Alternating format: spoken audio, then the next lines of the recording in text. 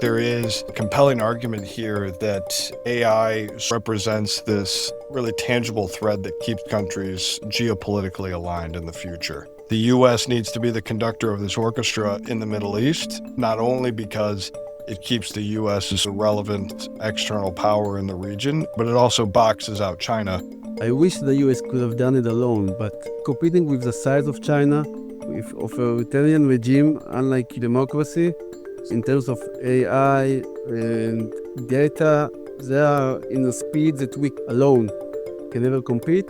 I think America today understands that no longer looking for allies to protect, but partners to prevail with, and Israel should be one of these partners. Even as war simmers in the Middle East, one thing remains clear and consistent. Artificial intelligence is a top priority for major players in the region, including the United States, the Gulf, and Israel.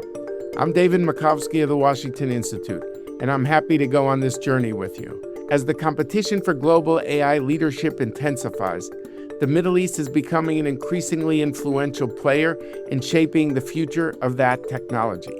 The U.S., Israel, and the Gulf states see AI as central to their strategic and economic ambitions, creating a powerful regional ecosystem that offers an alternative to Chinese dominance. Yet the stakes couldn't be higher, and the risks run deep. To understand the opportunities and challenges of AI in the Middle East and how it can boost and influence American geostrategic positioning in the region, I talked to leading Washington and Tel Aviv-based analysts covering those issues closely. Grant Rumley is the director of the Great Power Competition Program at the Washington Institute for Near East Policy and served both in the Trump and Biden administrations as an advisor for Middle East policy in the office of the Secretary of Defense. Avner Golov is the vice president of the think tank Mind Israel. He served as a senior director at Israel's National Security Council. Grant Rumley and Avner Golov, welcome both of you to Decision Points. Thanks for having me. Great to be here. Great to be here as well. I want to get into the whole topic of AI in the Middle East and start with something simple, which is, how did AI impact the Iran war? Grant, why don't I start with you? We're watching AI and warfare evolve real time. Really, all wars change warfare. The commanders always want to fight the next war, not fight the last war. And the things we've seen in Ukraine have evolved to the things we've now seen in Operation Epic Fury. At the operational level, what we've seen in particular with AI is really, I think, in the information domain and the processing of information and intelligence to support targeting. And so anyone who's ever worked in intelligence would tell you that the process of working through reams of intel across a range of sources to compile enough information for a target set to contribute to an operation plan, a weaponeering campaign, a whole basically strategy to go after that target it's a lot of information to sift through. And what AI is doing right now is basically taking all those sources, collating those sources and digesting them for intelligence analysts, for operation folks to basically go ahead and plan out a certain mission. And so I think that's why you've seen Central Command in particular and U.S. officials talk about all the different target sets they're able to prosecute, how they compare with past operations, and how even the manpower is less than what it was in the past because we're able to do so much more computing. So can you give an example? Sure. In this case, examples, I get a little bit sensitive in particular, but you can really, from an intelligence standpoint, you can extrapolate this to a number of different scenarios. If you are tracking an Iranian ship, for instance, and you want to put together a target package on it, a way to interdict it or board it, you would, as an intel analyst, want to look at every level of intelligence you had on that ship, where it'd been, where it typically docks, who crews it, where do they source materials for it. And you'd also, if you were planning a way to go about interdicting it, you would want to know what's the best way to intercept this ship. Have we tried something similar before? What do past operations look like? And the way AI is evolving here is basically helping planners take all that information, which previously would take just a lot of hours and manpower to go and sift through, and basically help be a sounding board for planning an operation. And so that's the advantage, I think, to AI right now in this conflict. The disadvantage, of course, you shrink the time where the humans can basically sit and think of is that the right operation to do? Is this the right way to go about it? Is this how we want to proceed? Is this good with the lawyers, with the JAG Corps? A whole set of decision-making processes and timelines that are suddenly constrained because you're processing information a lot faster.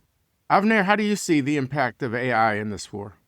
Grant, he said almost everything, so I want to take us to a more strategic level, which is the following. The Middle East is being reshaped. Whoever wants to shape the Middle East will face three tests. One is to protect himself and his friends. Second is rebuild, destroy war zones. And third is to create solutions to the most urgent challenges for the Middle East, which is energy security, food security, and water security. Now, your questions touches only one capability out of the three that every nation who wants to lead the Middle East, the new Middle East, needs to achieve. So let's start with your question regarding security. I think what we learn is that data centers, this is something we should stop thinking purely from a commercial point of view. This is a national infrastructure asset. This is what I've learned during this war with Iran when they threatened to hit data centers in the region. What it implies is that no longer these data centers should be treated only from the private sector. If we want to protect data centers and we realize this is a way to protect our cloud, our financial systems, and even our military capabilities, we need to have multi-layered defense here. So it's active defense. So can I ask you I don't mean to interrupt, but I do want to ask you, Avner, on this point. It was fascinating, I think, for a lot of our listeners. In this war, data centers were targets in the Gulf. And here we know that it's been public that Iron Dome was used to protect the Gulf. And I assume the AI data centers as well. And so I'm trying to understand what are the implications if the data centers are going to be the target of future conflicts. Do we need more collaboration between countries in hardening them and protecting them? Absolutely. But let's start with the need to secure your data center. Every country should be able to do it through partnership or through self-capabilities. And when I say defending is a physical defense, so air defense, physical defense. Second is kinetic, non-kinetic defense in cyber, in every chip. So let's start from the beginning. It's a physical defense or active defense in physical infrastructure. Maybe build it in deep into the ground. Second is resiliency for distribution between different areas and different countries and different regions. So this is a good hint for us to understand that you cannot do it alone. And third is cyber and supply chain security in order to make sure that all the hardcore materials and the most basic ingredients that you build your data centers with are protected as well. Again, every country must have it. No one can do it alone. Let me ask you, Grant, which is also, I don't know, are data centers, are we going to see more of this underground in hardened locations as a result of this war? And the lessons of this war in terms of how the U.S., the Gulf, and Israel, do you think will see AI as contributing to advancing the geostrategic position of each country? We've known for a while, as Avner pointed out, that AI has been really, I think, the cornerstone for a lot of these Gulf states' multi-year development aspirational plans, right? These countries are preparing for a post-hydrocarbon reality. They enjoy the geostrategic importance that being major energy exporters gives them on the global stage, and they want to have that sort of leverage and seat at the table in the future. And I think they rightly assess that the way to do that is to diversify their economies and create this strategic important node for one of the biggest demand industries likely in our future here in the AI critical tech sphere. And so they have a lot of advantages there in the holy triangle of AI computing. You have to have advanced chips, you have to have data centers to store those chips, and you have to have the power to run the data centers. And so as Avner pointed out, That is basically all critical infrastructure right now. And as Operation Epic Fury has shown, those are also target sets. The IRGC listed all the American tech companies in the region as part of its target set. It also included some AI entities in the UAE and the Gulf, like G42. And so I do think what you're going to see in the future, no country in the region wants to sort of give up that triangle. They don't want to offshore it. They don't want to have to rely on cloud services or import energy or any of that stuff. And they certainly chafe at the idea that they have to rely on US approvals constantly for these advanced chips. And so what they want is to entice companies to come there, to work with them, and basically build up that AI stack, as we call it, from the ground up, really. Back to your question of what that means for the Gulf states, we'll see a higher demand signal for air defense systems. We'll likely see a higher level of cooperation between Israel and the Gulf states, other air defense suppliers as well. We'll see hardened structures. We could also see a shift in their overall geopolitics from the past 5, 6, 7 years of this sort of quasi-detente between the Gulf and Iran, as typified, I think, really in the 2023 agreement between Saudi Arabia and Iran, into perhaps more of an assertive, if not aggressive footing towards Iran, to try to basically keep those Iranian strike capabilities at a low simmer. So there's a ton of second and third order effects I think we're likely to see down the road. All of it kind of comes back to how important it is for them that the environment is stable, that the situation is secure, and that they're able to pour money and resources and time into developing that AI compute power. Grant, just to be clear, the U.S. is always trying to find a balance, which is to make sure it secures its own proprietary technology. And at the same time, it doesn't want to miss out on the advantages of the Gulf and all that represents. How do you think you weigh those potential benefits and risks? The fascinating thing about AI and this entire discussion from a policy perspective is that it mirrors a lot of our discussions for decades, going back to the Cold War. In particular around arms transfers, security cooperation, military support. It's a fundamental debate of we develop this advanced technology, it gives us an advantage, but our partners around the world would like access to it as well. And so we can transfer it to them. We might not have a ton of oversight into how they use it. And by sending it to them, it may expose it to risk that our adversaries might somehow gain access to that technology. But if we don't send it to them, there's the likelihood that they may turn and try to get it from somewhere else. And so there's this sort of dynamic push and pull that happens that sort of agonizes policymakers. And AI right now is really no different. We've really seen the seesaw go back and forth between the Biden administration and the Trump administration. I know Avner's done a lot of work on this as well, in particular on the Trump visit in 2025. But the Biden administration at the very end released an executive order on chip exports that was entirely protective, put countries into 3 different categories. The top category received access to advanced U.S. chips. That was limited really to Five Eyes partners and some NATO countries, Japan, South Korea, Taiwan. The Five Eyes, just for people who don't know what the Five Eyes are, can you tell them who the Five Eyes are? Right, the UK, Canada, New Zealand, and Australia. And so that's our closest intelligence relationship, really. And so it was really entirely protective in that sense. The second category of countries was basically the rest of the world. And this was Israel, the Gulf states, a number of partners, Poland, a number of partners for the U.S. around the world. And that basically capped the amount of chips they could get access to and the level of sophistication of those chips. And then the third category was basically the adversaries, China, Russia, the usual suspects there. But it was the theory of the case behind it was this is an incredible power, this AI computing power that we're marching towards. It has national security implications. The U.S. should be a vanguard of that. The U.S. and its allies should be sort of the ones basically in the driver's seat of where these models go. As you can imagine, just about every country in Tier 2 hated the policy, hated the EO. American companies, too, like NVIDIA, did not like the EO because it would have cut off external markets for them. EO is the executive order. And so American companies didn't like it themselves either. And I think what muted a lot of the concern there was that it was released days before Trump came back into office, before the inauguration. And the Trump administration basically rescinded that order very early on.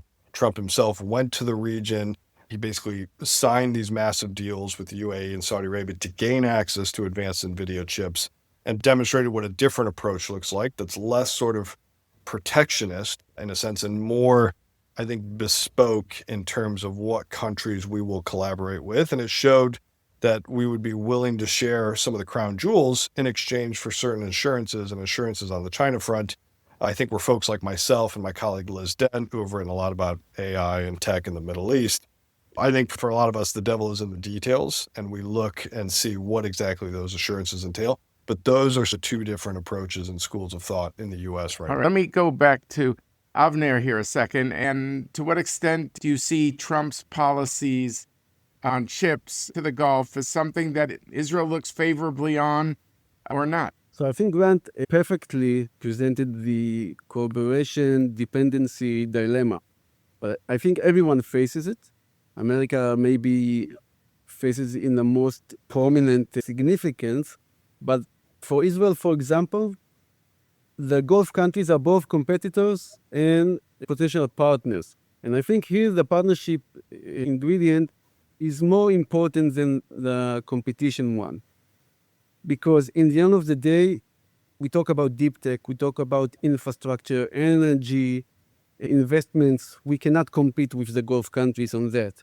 But Israel brings something new to the equation, which is innovation, battlefield lessons, speed in terms of taking lessons and make it into technology.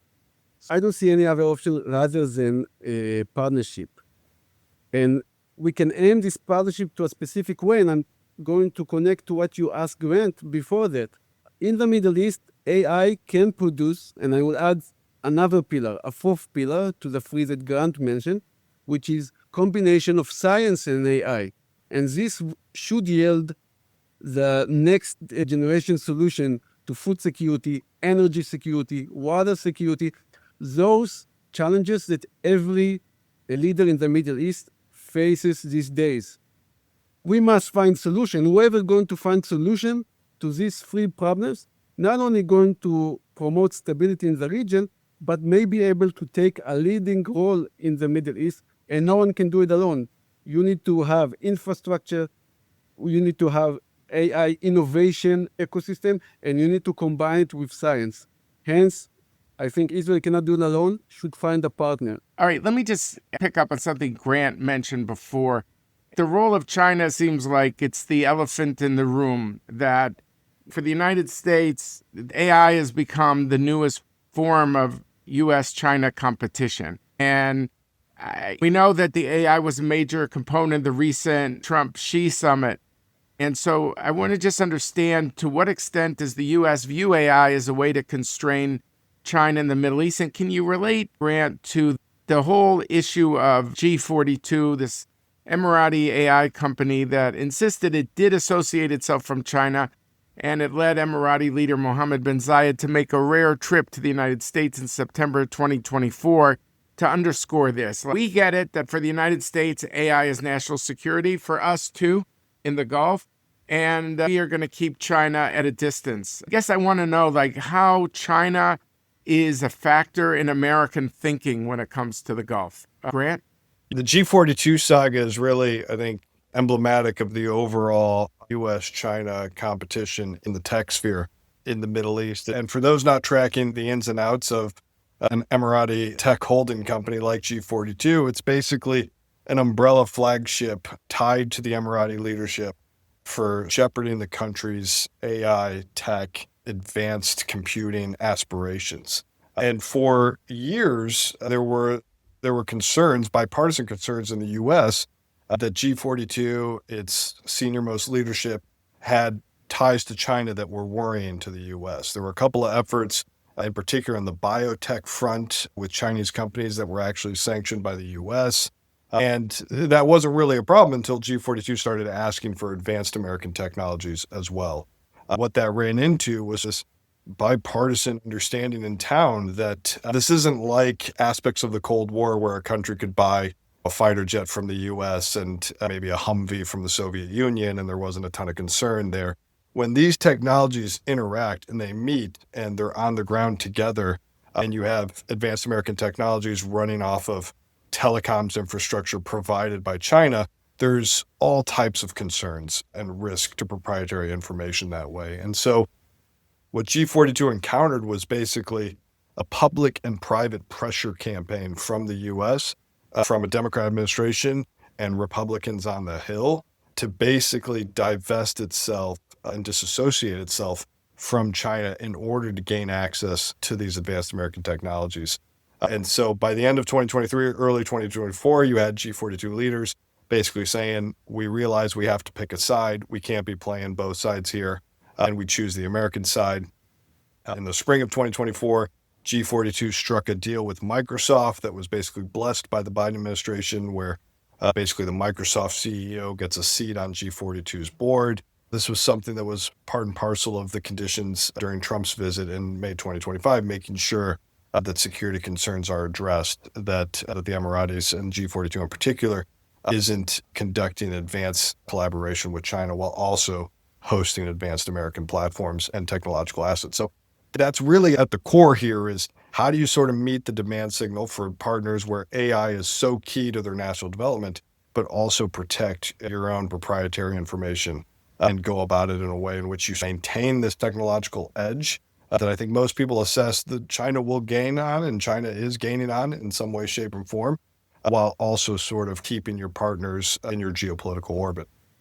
So just, Grant, to be clear, since you have spent so much of your research on China and the Middle East, are you persuaded that G42 has indeed done what it said it would do and disassociated itself from China? For me, as a lifelong fan of Detroit sports, I have to see it to believe it in a lot of ways. And so I've no doubt that they've issued tons of assurances. I've seen the statements. There were a number of conditions towards the end of the Biden administration of Emirati officials red teaming certain facilities, making sure 24/7 monitoring, making sure no Chinese persons could gain access to the facilities, all types of what we would consider counterintelligence moves and initiatives to protect that information. To my mind, it's trust but verify situation. And in the Biden administration, that was the top priority, was protecting that information and making sure that partners met the stringent requirement in protecting that information. I think in the Trump administration, the focus is a little bit different. It's a little bit more on boosting the economic collaboration to foster revenue growth, to drive R&D, to maintain that technological edge. That's the theory of the case that they're presenting, is that by approving China for receipt of advanced NVIDIA chips, by boosting collaboration with these resource-intensive, these wealthy Gulf countries and partners around the world, that we will drive investment in the U.S., investment in our partners, that'll fuel growth and help us maintain this technological edge.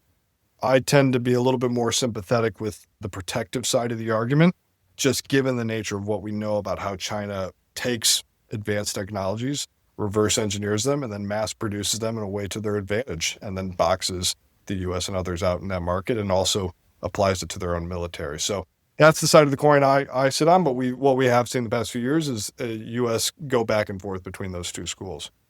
So Avner, and we're talking about like the elephant in the room being China and how it affects AI in the Middle East. I'm just wondering how you see AI competition as playing into the Saudi-Emirati tensions. So it's part of it, but it's not at the core of it.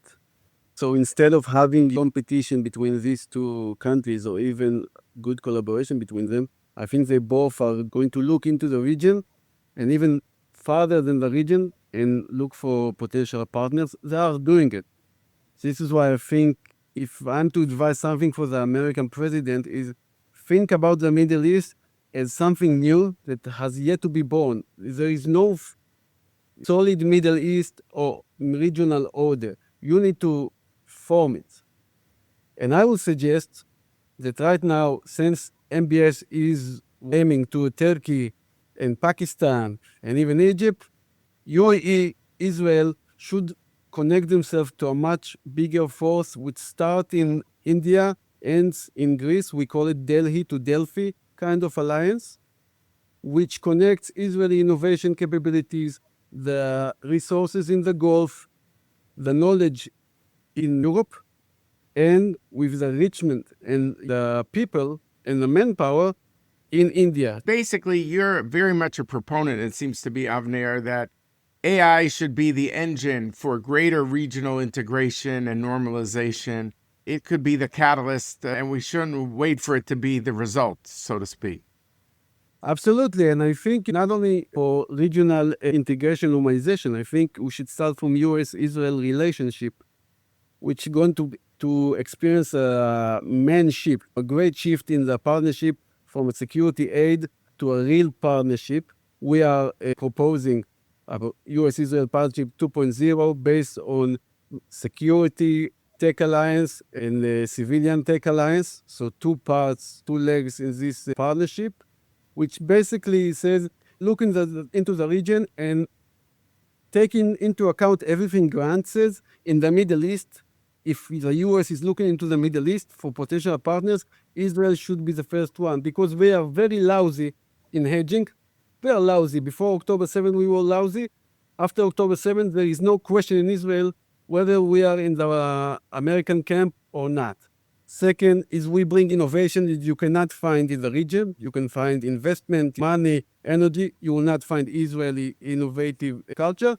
And third, we have success already, proven success. And for the first time, Israel should say it. This is an Israeli interest. If you ask me, it's also an Emirate interest, but I will leave it to the Emirates. Second is to increase the contribution of Israel to America. So every American president will know that if they risk the partnership with Israel, they are jeopardizing their own interest. And third is to maintain Israeli qualitative military edge in a new era when America is selling more weapons and more advanced weapons to their partners in the region. So it's a must for Israel. I'll go to that, Grant, which is the final section of this podcast on the U.S.-Israel relationship. And we talked about how AI is changing warfare. How does the U.S. and Israel maintain a competitive advantage while ensuring global responsibility in what looks like it could be an AI arms race? What are the lessons? I don't know if the countries learned the same AI lessons out of this war. On the first one, I think what Avner stated has a ton of resonance. There is a compelling argument here that AI represents this really tangible thread that keeps countries geopolitically aligned in the future. And countries that collaborate and work in these sensitive technologies are in general going to stay within each other's orbit. And so there's a very compelling argument there that the U.S. needs to be the conductor of this orchestra in the Middle East, not only because it keeps the U.S. as a relevant external power in the region, and we have all these historic and important ties to this important region, but it also boxes out China and precludes them from playing that role and shaping this AI sphere in a way that's perhaps unfavorable to us. On that point, I have a little bit of reticence in some regards. I'm a bit more protective in nature. I'm also a bit selfish when it comes to the U.S. and AI. I want to build stacks in the U.S. I want to have our data centers here. I want to build out our energy infrastructure. I want to be developing and producing and fabricating the most advanced chips. I want to have a secure supply chain on critical minerals. And so every effort that offshores that, to me, if I was giving advice to an American president right now, I would say every effort that offshores that has some pros to it, but also, to my mind, has some cons. And part of those cons is that it takes away jobs and infrastructure from the U.S., but it also inherently adds a level of risk whenever you offshore it to anywhere around the world. And as a proponent of the U.S.-Israel relationship, I will just say that even offshoring it in Israel, while we have yet to see how the dust settles vis-a-vis Iran, is a risk. There is risk there. And I do think, to Avner's point, the Israelis have started to sing a bit of a different tune on their relationship with China. But to my mind, when that's the most important competition for the U.S. between the U.S. and China, if I'm going to feel comfortable offshoring very sensitive capabilities, I've got to share with the country that I feel like goes beyond assuaging me, the U.S. here, that they share our concerns on China, and actually internalizes it and feels it in a way that understands the inherent risk that comes with China being the lead for these advanced tools. So what does that mean, to internalize it? To internalize, I think means to think beyond AI, to understand that a China that is the first to discover a mythos, for example, might be a China that uses mythos for bad. right? Or So Mythos, if I'm right, I'm not an AI expert, but if I'm right, it's the new Anthropic that's, AI, right? that's the new Anthropic model that was so advanced, Model so sensitive. that is so advanced that has been restricted in sharing because it could identify vulnerabilities in software. Is that right? That's right. And that they took to the US government first and foremost and to US companies and basically said, we've developed this model. It has a ton of capabilities and a ton of risks for it. The US has tons of warts and warts and all. I still think it's best if that advanced technology starts with us and starts in our hands and with our partners and allies, as opposed to starting with an autocratic regime in Beijing. That's my fundamental starting point here. And so what I look for when I'm contemplating sharing very sensitive technology that is at the center of this US-China competition is not simply, do you understand that China is a concern for us, which has been a Herculean lift over many years in the Middle East of explaining to our partners that this was a top concern for us, but do you also share it? And there are still some Israel-China tech collaboration efforts that are happening. There is still some level of sort of Chinese collaboration in Israel and Chinese presence there that to me raises a level of risk, much the same as it does in Saudi Arabia and the UAE. And so I wouldn't go as far as that first Biden EO that we talked about, but the threshold for me to start sharing this advanced proprietary information and to pour concrete and build out infrastructure with these countries is a little bit higher to pass. And I think a lot of our Gulf partners see the U.S. as this massive security operator, but see the economic indicators down the road as pointing towards China, this massive economic power as well. And so what I'm saying is that before you get access to the crown jewels, I want to see that you too assess the real risk, not only to the U.S.-China competition, but to your own sovereignty, to give China that foothold in your country and give them some of that ground and some of that territory. Once we get there, then I'm a little bit more assuaged. All right. Avner, what do you think of what Grant just said? I think today more than ever, and I hear Grant, and I want to tell you, Grant, I wish the US could have done it alone, but compete with China is competing with the size of China, with authoritarian regime, unlike democracy. So in terms of AI and data, they are in a speed that we alone can never compete. And between 10 to 15 years of a gap they created because they were working on it. So I think it's something America could not do alone. We are in the American camp. We are willing to put money in this partnership. So equally, 50% joint money with America on this tech alliance, not security aid model. Second, we are going to say we are not going to use the China word, but we're going to create a trustworthy ecosystem in Israel according to Israeli legislation. We started doing so, and we must complete it under the Israeli conditions and after talking with you guys. But we must do it. And third is to start think, and this is un-Israeli, David, and you know it better than me. Israel should think not about what is good for Israel, but how to increase the contribution to America, what is important for America. If America right now is being held by China in critical materials, we should take all the great minds in Israel that work on materials that today are going to places which yields more money. Sit in one room, we call it the Tel Aviv project, duplicating the Manhattan project. Think about 3 critical materials that are important for the United States with Israeli governmental money, hopefully in American lab, and make sure we can produce it or processes in a much more effective way than what China can do now, because China is owning 90% of the critical materials industry on the process today. I think in the end of the day, yes, I think the Negev, this is a place where it should happen, not only because in terms of geography, this is where you can put AI, data centers, energy, everything that Grant spoke about, but this is what Ben-Gurion taught us, that in the Negev, the future of Israel will be determined, and the future of Israel is with the United States. So it should start there. Avner, I'm just curious if you see this kind of joint investment as replacing the old model of U.S. military assistance to Israel. Absolutely, but this is only step one, because if Grant cannot find me the trustworthy partner, so we can do more things, but there is a ceiling here, a glass ceiling. I want to break this ceiling. I want to be an American partner and to do much more, not only on security, but on more strategic technologies like AI and quantum and everything we spoke in. I think it's bigger than security. My prime minister is promising my people that we are going to phase out of this security aid model to get more independence. This is, for me, I don't understand, because in the end of the day, we are going to buy American weaponry and we need American veto at the UN Security Council. So I don't see any independence being an outgrowth of this process. But if we phase out from the security model and phase in with a partnership, a tech partnership, again, joint money, building a trustworthy ecosystem and thinking how can we be more beneficial for the US interest, this is where we will build a decade from now a partnership that will replace this old model of security aid.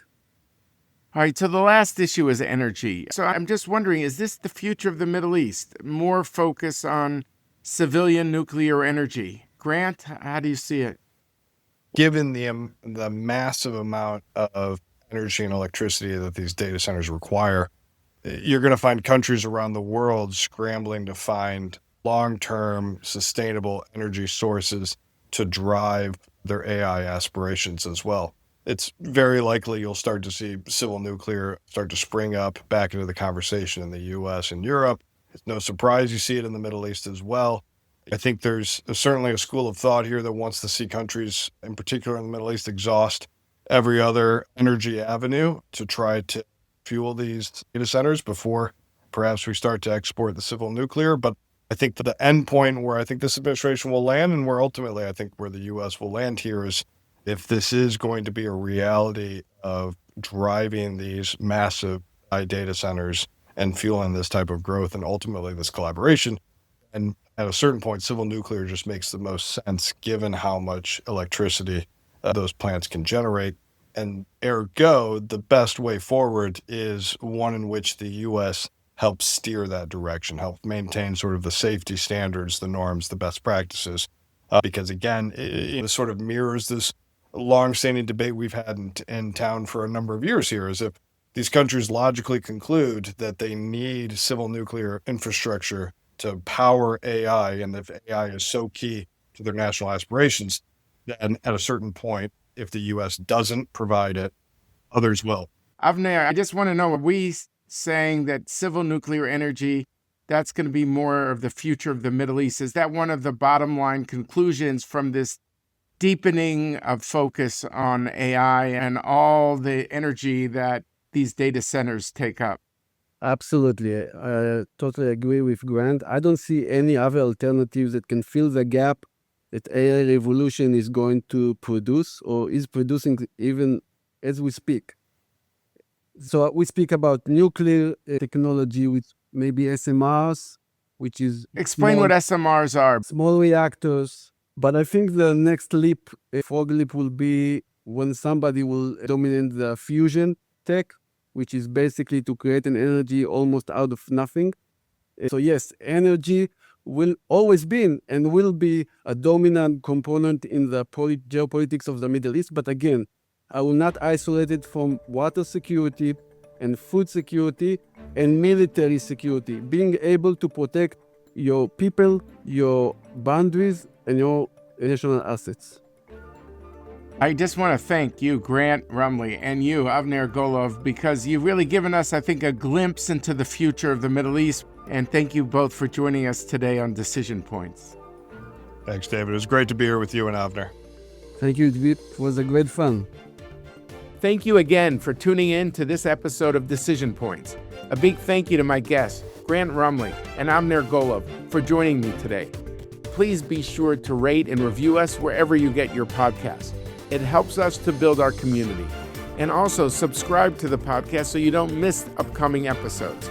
There's a lot to unpack. Until next time, I'm David Makovsky.